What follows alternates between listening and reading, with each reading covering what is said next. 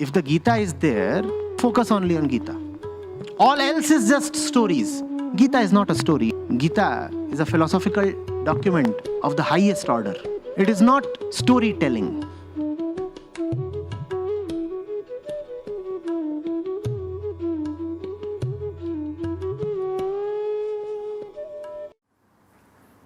As the various particular kinds of notes of a drum, when it is beaten, cannot be grasped by themselves, but are grasped only when the general note of the drum or the general sound produced by different kinds of strokes is grasped, and as the various particular notes of a conch, when it is blown, cannot be grasped by themselves, but are grasped only when the general note of the conch or the general sound produced by different kinds of blowing is grasped, and as the various particular notes of a veena, when it is played, cannot be grasped by themselves, but are grasped only when the general note of the veena or the general sound produced by the different kinds of playing is grasped.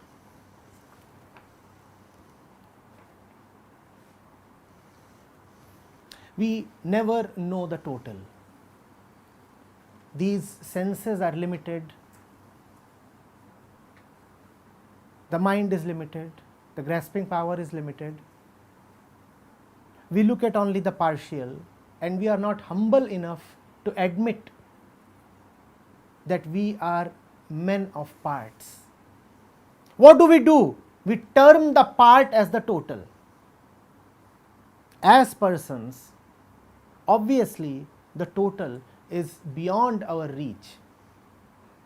But if the total is beyond reach, one still has an opportunity, and that opportunity is to be totally humble. That opportunity is to humbly admit that all that this mind can know is little and partial. But you know the partial, and you think of yourself as very clever. You start concluding, you start acting, you start deciding and doing, and that is hell, that is foolishness. And then you wonder why you stumble upon every step. Then you wonder why life has been so harsh upon you.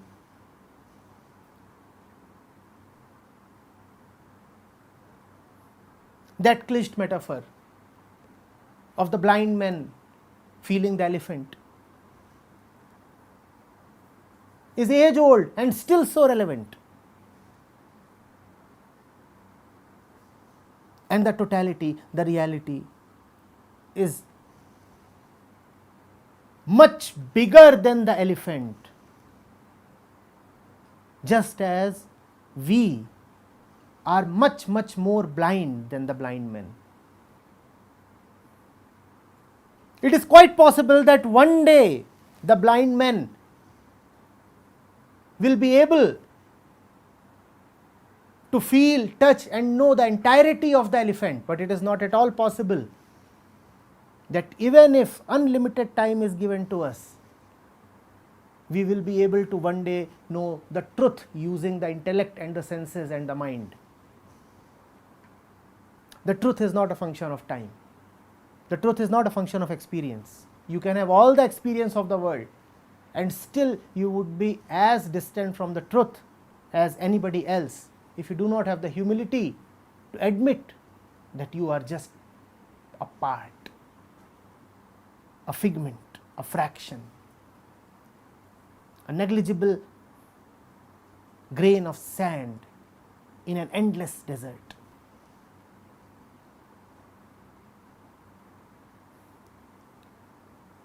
Are you getting it?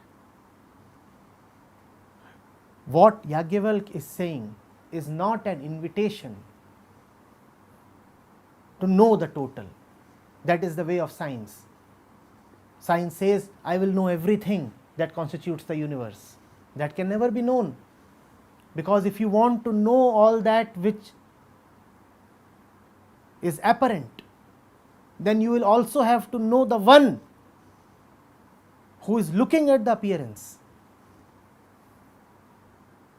You will have to turn inside, and turning inside is not the province of science.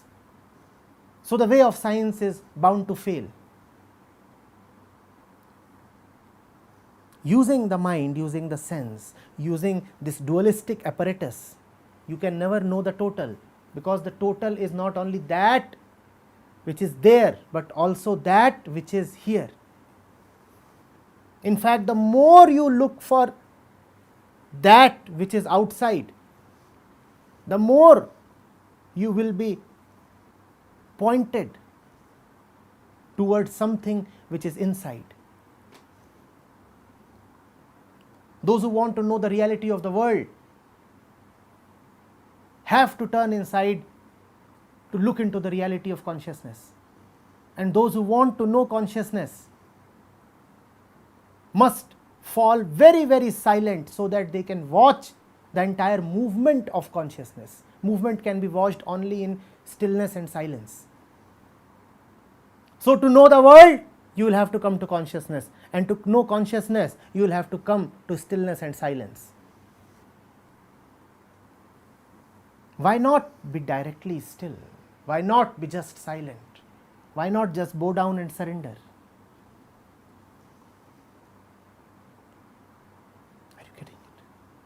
The total is available in silence, in noise, in movement, in appearance, in grasping, in holding, in intellect. Only the little will be available to you, which is all right for day-to-day living. After all, when you are thirsty, you do not drink the entire ocean. For practical purposes, a tumbler of water is enough. But you must know that that which you are holding in your little hand is just a little bit of water. The oceans are incomparable to that which you are holding in your hand.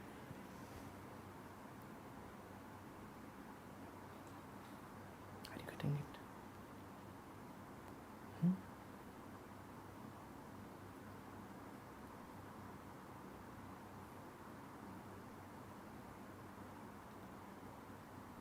When you are still, then that which is to be known is known just by itself,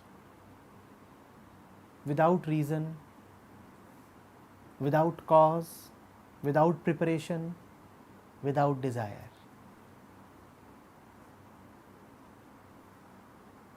In your silence, all the mysteries are solved. You just know. And you do not even want to know how you have come to know. In fact, the question looks quite stupid. You do not feel like asking, what is the source of this knowledge?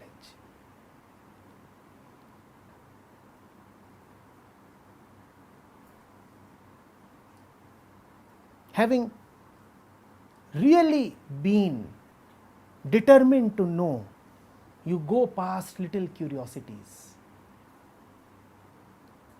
Most of us are only mildly curious in the name of knowing. So what do we want to know then? We want to know just a few rungs of the infinite chain of cause and effect. And that satisfies us. We say, oh, now we know. You want to ask why that wall has blisters over there. Why is the paint coming off? And some knowledgeable soul comes and says, that is because maybe there is some seepage of water. And you say, now I know. 2 rungs of the chain of cause and effect, and your curiosity is satisfied. We are only very feebly curious. Ours is the curiosity of the mediocre mind. We do not really want to know. We just want some possible explanations. You do not ask, why is the water seeping? And if you ask, why is the water seeping, you will have to ask, why is that cause there? And then you will have to go one step backwards and again ask, and again ask, and again ask, and again ask. That is an infinite chain. The really intelligent man gives up the path of curiosity. He understands that there are really things without a cause. Then he starts living in the present. To live in the present means to not to bother about the cause, because the past appears as the cause of the present. That is how it appears, right? Whatever is happening now is happening because of something in the past. If you are wedded to curiosity, then you are wedded to memories, because all curiosities will only take you back to the past and memories. The really intelligent man does not bother for the cause. He will not ask why are people fighting. He will just see them fighting and say, now that is something that I do not like. Asking for reasons of the conflict will only take you backwards and backwards and backwards and backwards and backwards, and ultimately you will reach the age of dinosaurs, and still you would not know the complete reason. You would still be as far away from the source reason as you were in the beginning. So he will not ask why are people fighting. He will just say, no, come on, that does not look good, finished. Why does it not look good? I do not know, it does not look good, so stop.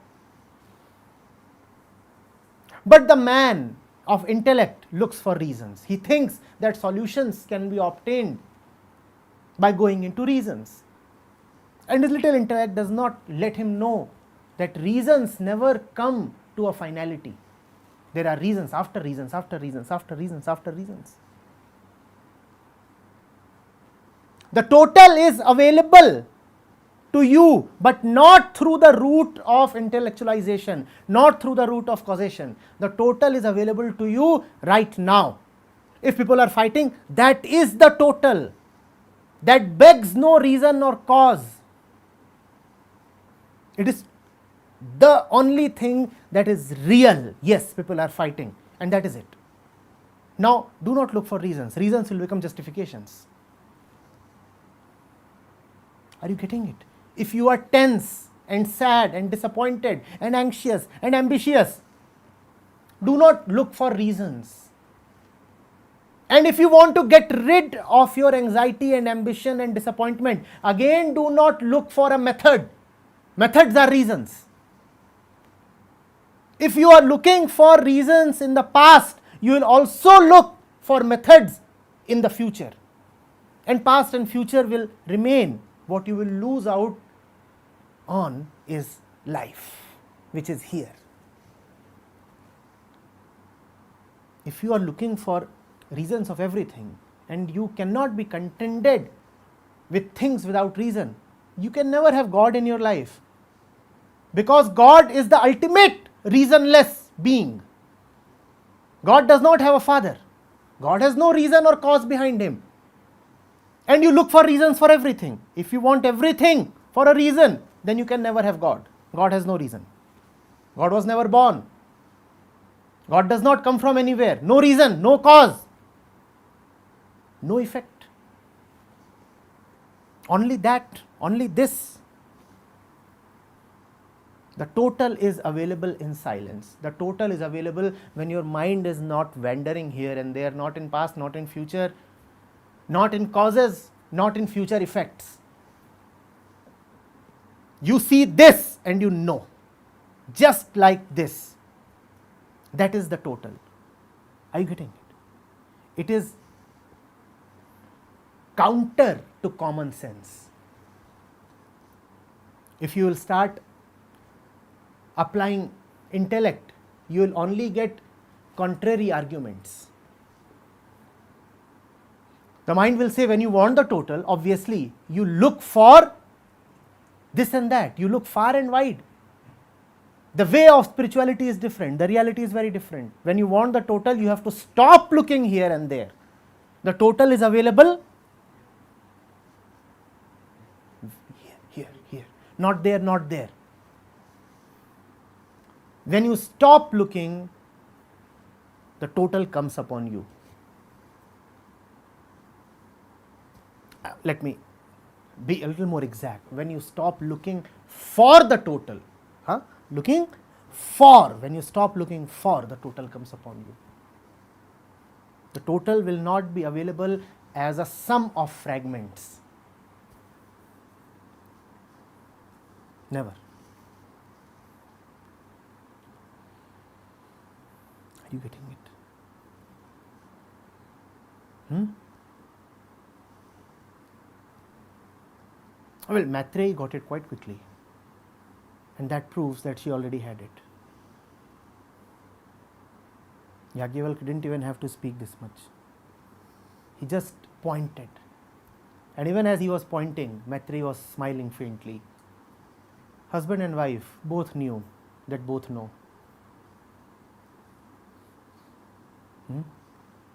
It's fun teaching the other when one does not need to teach. And it's great fun learning when everything has already been learnt.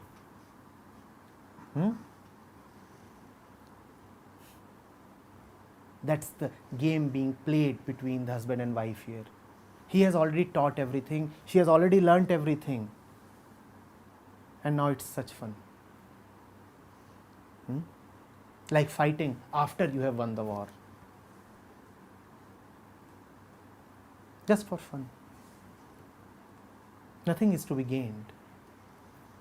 No fear, no accomplishment.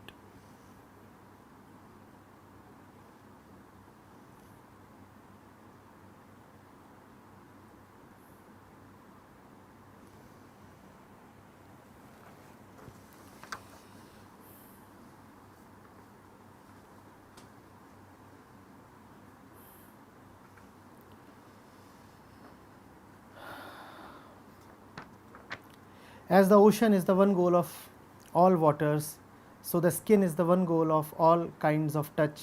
The nostrils are the one goal of all smells, the tongue is the one goal of all savors, the ear is the one goal of all sounds, the mind is the one goal of all deliberations, the intellect is the one goal of all forms of knowledge, the hands are the one goal of all actions, the organ of generation is the one goal of all kinds of enjoyment, the excretory organ is the one goal of all excretions, the feet are the one goal of all kinds of walking, the organ of speech is the one goal of all the Vedas. You will have many, and unless you can directly look at the one in the middle of the many, you are not seeing anything.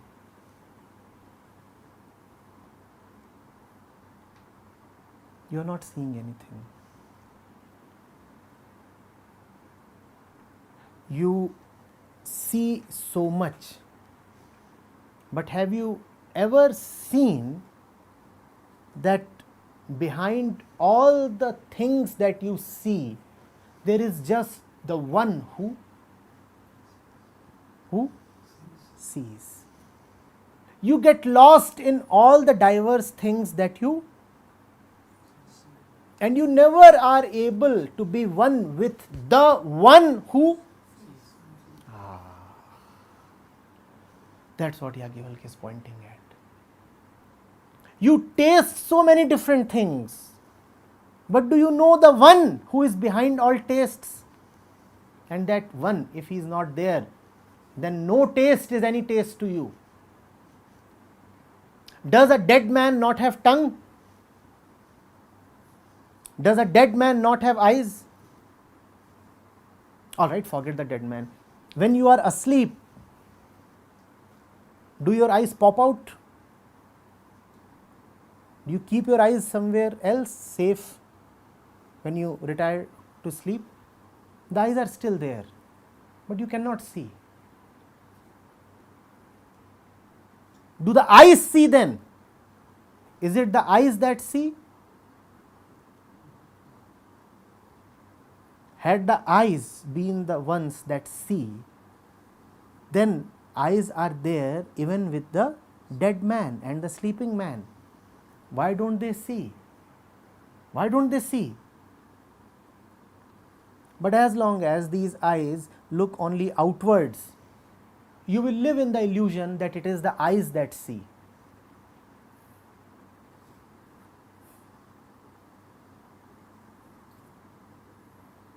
Alright, forget even the dead man and the sleeping man. When the mind is lost in thoughts, are the eyes seeing? Are the eyes seeing? You are sitting over here looking right in front and the mind is elsewhere. Now are the eyes seeing? So is it the eyes that see? Is it the eyes that see? Spirituality is just this one question: who sees? Who is the watcher? And asking this one question, one returns to himself. I am the seer, I am the watcher. The watcher am I. When I am gone, then these eyes do not see. When these eyes lose touch with me, then these eyes do not see. When the mind loses touch with the reality and is lost in imaginations, do the eyes see anymore? So I am the one to whom the eyes must be devoted if the eyes are to see. I am the one to whom the mind must be devoted if the mind is to see. Are you getting it? We see 1,000 things, but do you know why those 1,000 things are there? They are there so that you may accidentally or by sheer grace one day start seeing yourself. Every single object in the universe is a messenger, is a pointer. It is telling you, do you look at me? Ha! Do you look only at me? Now come on, you cannot be so stupid. Do you look at me? You say yes. Then it asks, do you look only at me? Am I only that much?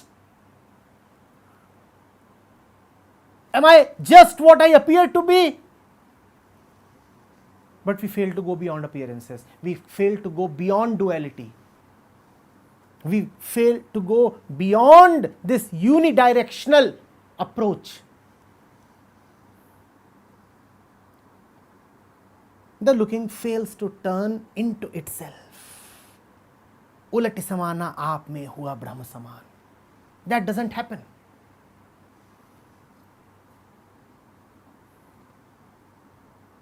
Are you getting it? These diversities exist so that you come upon the one. Otherwise, they have no role.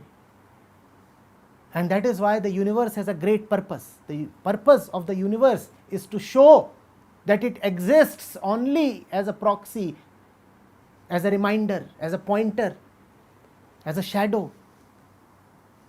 And that is also the purpose of being born in this universe. You are born in this universe so that you may know the reality of the universe and hence transcend it. Everything here is singing a song that must act like a reminder. These walls, this air, these sounds, these people, these animals, the civilization, the cities, the rivers, the mountains, the greenery, all of these are telling us stories in their own way.